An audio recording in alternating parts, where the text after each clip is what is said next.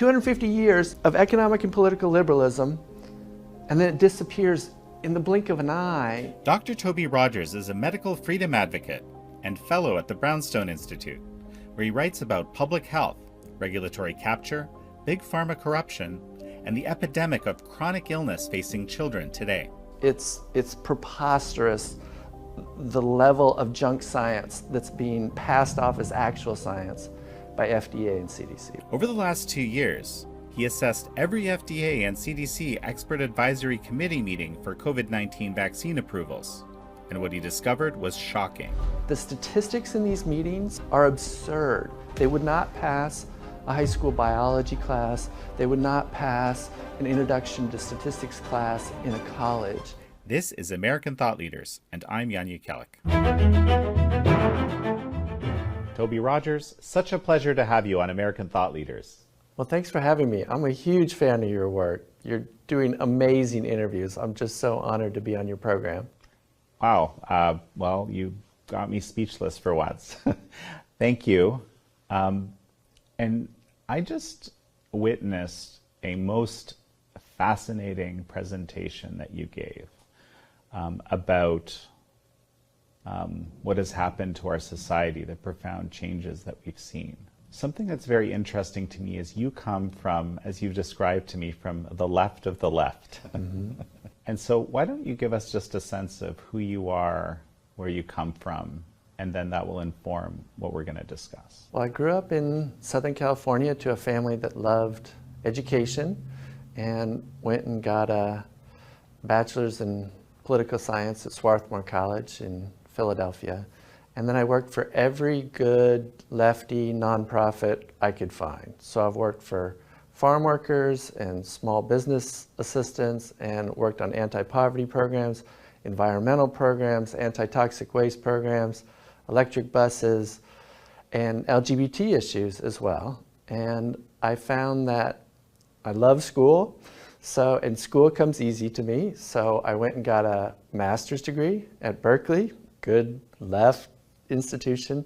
Found that I liked teaching while I was at Berkeley, and then I went down to the University of Sydney in Sydney, Australia, and got a PhD in political economy. And the University of Sydney has this legendary political economy program that combines moral philosophy, political science, and economics all as one subject. And that's how I think one should approach topics of politics and economics. You need to talk about morality, politics, and economics all as one subject. And I was actually working on Adam Smith's views on slavery, spent about a year on that. And then things took a turn and I went in a different direction that's led me on the course to where I am now that I'm a Brownstone Fellow and really associated with small L libertarians in this fight against the pharmaceutical industry and their takeover of American society. So it's been quite the political journey. But what I find is small L libertarians understand what's happening right now with the morality, the politics, and the economics of this crisis that we're in the United States. And the Brownstone Institute, Jeffrey Tucker, are just doing absolutely amazing work, and I'm delighted to be associated with them now. Well, so why don't you describe to me the crisis as you understand it?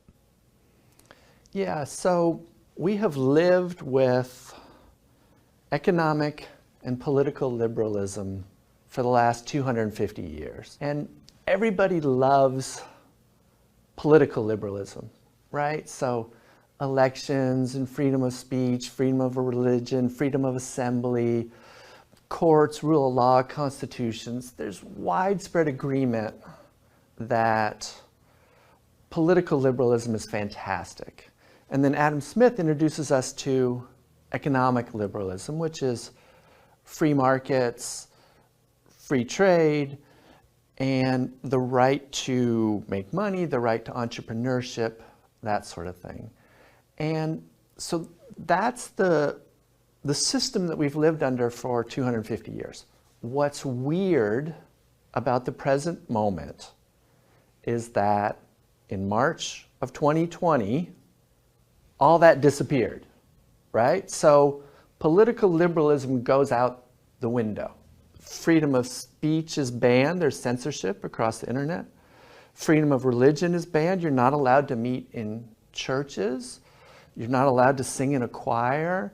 Freedom of assembly is banned. All that disappears in early 2020, and that's weird, right? 250 years of economic and political liberalism, and then it disappears in the blink of an eye in early 2020. And so a lot of what I'm trying to unpack on my Substack, on the work that I do for the Brownstone Institute, is trying to understand what on earth happened. How is it that we went from one system to this entirely new system now, if I may describe it, which is the pharmaceutical industry dictates what's on the evening news, not on your show, but on the mainstream networks of CNN, MSNBC, and the rest. And the pharmaceutical industry dictates what the regulatory agencies do in Washington, D.C. The pharmaceutical industry dictates the papers that get published in scientific journals. It's this radical remaking of society whereby the pharmaceutical industry, big tech, and government collude to rewrite the economic and political rules for our whole society. And that happened just in an instant in March of 2020. It's profoundly strange. Many people were caught off guard. In fact, I don't know too many people that were thinking, of course, this is what it was obvious that this is what must happen, right? Or there's people who haven't noticed. I agree with you that we are there's been a profound shift in how we function as a society, but a heck of a lot of people haven't noticed, really. Isn't that interesting too? It is strange. For you and I, there's been this rupture. It's pre-2020 and post-2020. It's this rupture in the fabric of society and in the rules of the game, right? This rupture in how our economy works, lockdowns, shutting down the entire economy, hoping that it will start up again, trillions of dollars of stimulus money, cash being sent to families, small businesses being shut down. Everything's different post-2020 for us. And we're now 3.5 years into it, and it continues. Everything that we did in response to COVID failed. There's been no course correction.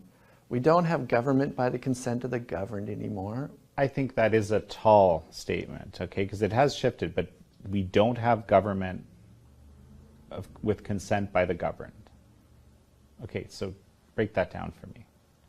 Well, in an earlier era, when I was growing up, when you were growing up, politicians at least went through the ritual process of trying to make it look like there was popular support for what they were doing.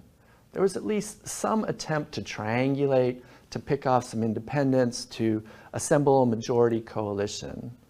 And now, so much of what happens is dictated by the administrative state. So you have CDC, FDA putting forward recommendations, what have you, about masks, about treatments, about vaccines.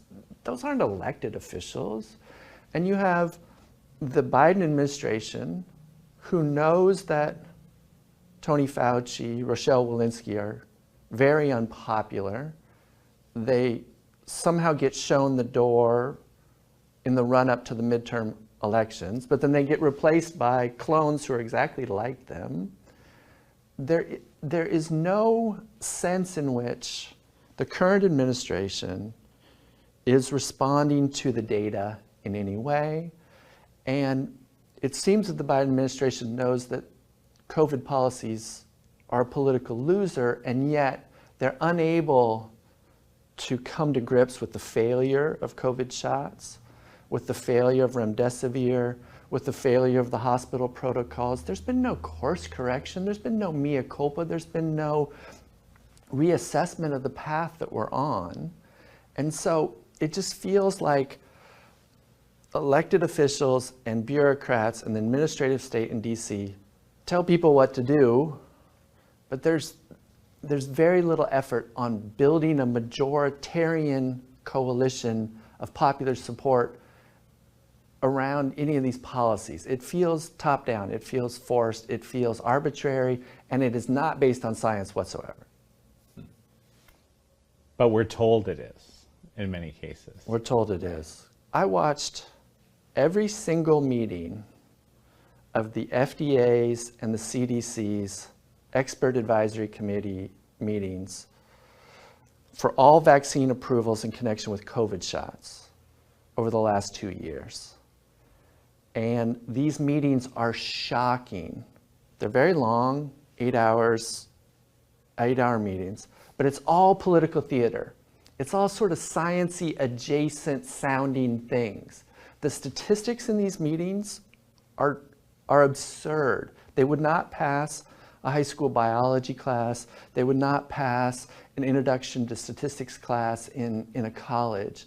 It's this sort of pandemic theater, but the actual science is abysmal. And over time, the standards have gotten weaker and weaker and weaker. So the initial Pfizer and Moderna clinical trials in adults had about 22,000 people in the treatment group, 22,000 people in the placebo group.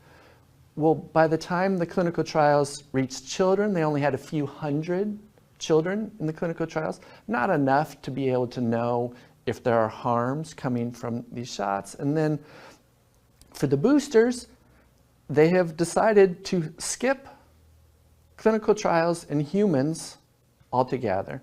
So the initial booster was only tested in 8 mice. The new booster that is on the way is going to be tested in even fewer mice.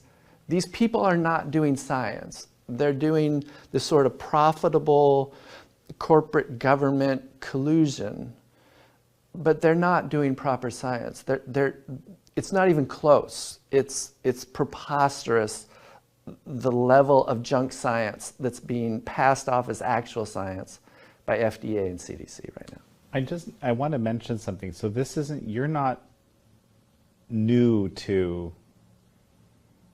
let's say, the realm of pharmaceutical-oriented science. This is something that you ended up focusing on. Maybe give me a little bit of that background. Yeah, so I was 1 year into my PhD program at the University of Sydney, and I had a topic that I liked, and I liked my life in Sydney. It was fantastic. And my then girlfriend's son was diagnosed as being on the autism spectrum. And I knew a little bit about autism. My mom was a special education teacher when I was growing up, so I had a passing familiarity with autism, but I'd never really studied it in depth. So I decided to spend one day, a Saturday, I set aside 8 hours to read everything I could about autism, just wanted to wrap my head around what was happening with autism, and then I was going to go back to working on my doctoral thesis on Adam Smith. Well, when you're in a PhD program, you're required to read original sources. You can't read secondary sources. You have to go back and read the original sources. So the CDC has this narrative about what's happening with autism, but then I went and started looking up their sources. And like I see now with the COVID shots, the underlying sources they were using to make their argument were weak. The data did not support their narrative, and it fell apart fairly quickly. And so 1 day of research turned into 2 days of research, turned into 3 days of research. I'm a political economist, so I was curious about the costs of autism. And the costs of autism are through the roof. So this was back in 2015, already we were seeing annual costs of autism in the United States of $268 billion a year, projected to reach $1 trillion per year in the United States by 2025. So you and I know the US defense budget is about $800 billion a year. Autism costs are projected to exceed US Defense Department costs by 2025. This is a massive political economy story. No government in the world is asking why this is happening. how this happened. There's no plan to raise additional revenue to meet the additional cost challenges. So anyway, I ended up spending 6 weeks doing nothing but read about autism 12 hours a day, 7 days a week. And so I went and had a very difficult conversation with my supervisor and I explained what had happened. And so we had several very hard conversations. And eventually I changed my doctoral thesis topic to the political economy of autism. I spent the next 4 years reading everything that's been written about autism and trying to understand this dynamic, both the politics and economics of autism. And what I discovered is that the pharmaceutical industry has captured regulatory agencies, CDC, FDA, NIH, but they've captured so much more than that. They've captured the media, mainstream media, they've captured knowledge production itself throughout science and medicine. So textbooks in medical schools are produced by the pharmaceutical industry. Professors are bought off through grants and speaking engagements and that sort of thing. Continuing medical education is controlled by the pharmaceutical industry. So any conversation we might be able to have about the root causes of autism, the ways that various toxic chemicals from mercury in coal-fired power plants to the ingredients in vaccines, Tylenol, SSRIs, various pharmaceutical products are problematic. We have very good data on this now. All that conversation is forbidden. And so what I discovered was the pharmaceutical industry's playbook, the ways in which they manipulate the conversation, control the conversation, control what's allowed to be said, I mean, by government, by academic journals, by regulators. And even, I would just might add, within their own companies. For sure. Right? Yeah. So they have this level of power and control that is unprecedented, and this level of intrusion into our lives, which is unprecedented. I mean, the pharmaceutical industry literally transgresses our bodies with their products. And so what we have is this capture of our whole society. And so what I discovered is that autism is less of a scientific mystery. We actually have pretty good understanding of the root causes, the ways that various toxicants increase autism risk. And so I finished my PhD in 2019, and I came out into the world, and my theory at the time was that the costs of autism are so enormous that politicians will surely want to have a conversation with me about what's happening, why this is happening. And indeed, I had a few conversations with a few politicians who would meet with me during that time. But in 2019, the pharmaceutical industry was running vaccine mandate bills across all 50 states. This is pre-COVID, focusing on the childhood schedule to kick any kids out of school who are not vaccinated. And what that does is it eliminates the unvaccinated control group that would show that unvaccinated children are actually healthier than vaccinated children. I immediately jumped into the fight and started working with state-based groups to push back against the pharmaceutical industry and try and knock down some of these bills. And we won some of these fights and we lost some of them. And then 6 months later, COVID happens. But when COVID happens, I already know the pharmaceutical industry's playbook. I understand how they buy off politicians, how they control regulators, the ways that they control the knowledge production system. Sure enough, they did it all over again with COVID. And so what I had seen them do to society in connection with childhood vaccines and the autism debate, now they are doing to all of society and to adults and to seniors with COVID and COVID shots. But it's this entire process of capture, and so it becomes takeover of the state by the pharmaceutical industry. Everything you're describing, right, increasingly comports with what many people on this show have told me, which we verified, but it strains all credulity that one industry could have that much power in society, when at the same time there's enormous other players. Yeah. Right? Which you mentioned big tech, of course, and you mentioned, the administrative state, you mentioned 10 power centers or something like that, if I've got that right. Yeah, so I wrote an article on Substack about the 10 cartels that control the United States. And so big pharma is at the top of the pyramid, if you will, but it's also defense contractors, high-tech industries, big philanthropy is incredibly influential. So we have this concentration of power in a few industries, and these industries are not traditional capitalism. It's not competition. It's not the small business world that Adam Smith was writing about as far as the baker and the brewer and the butcher. It's oligopolies and monopolies, and it's concentrated power. They use their concentrated power to buy off the political system.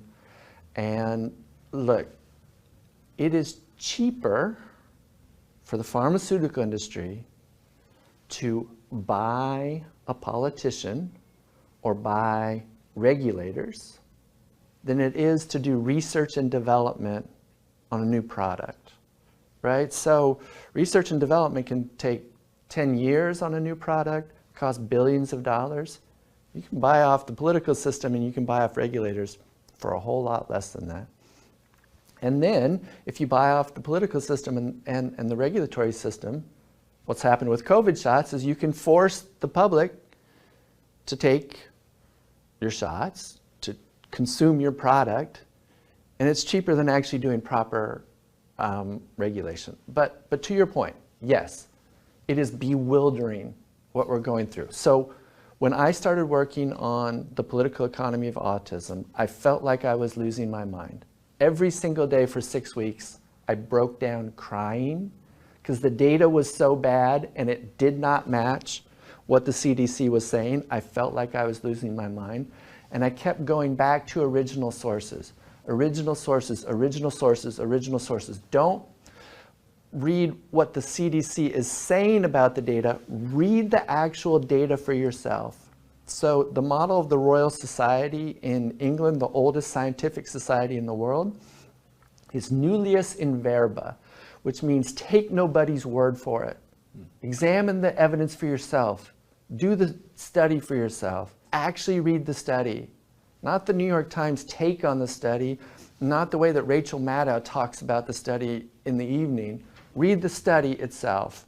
And when you read the study itself, you find that the CDC is lying, the FDA is lying, the NIH is lying about COVID shots, about the childhood schedule, about autism, about all sorts of things, about Lyme disease, about a number of other things.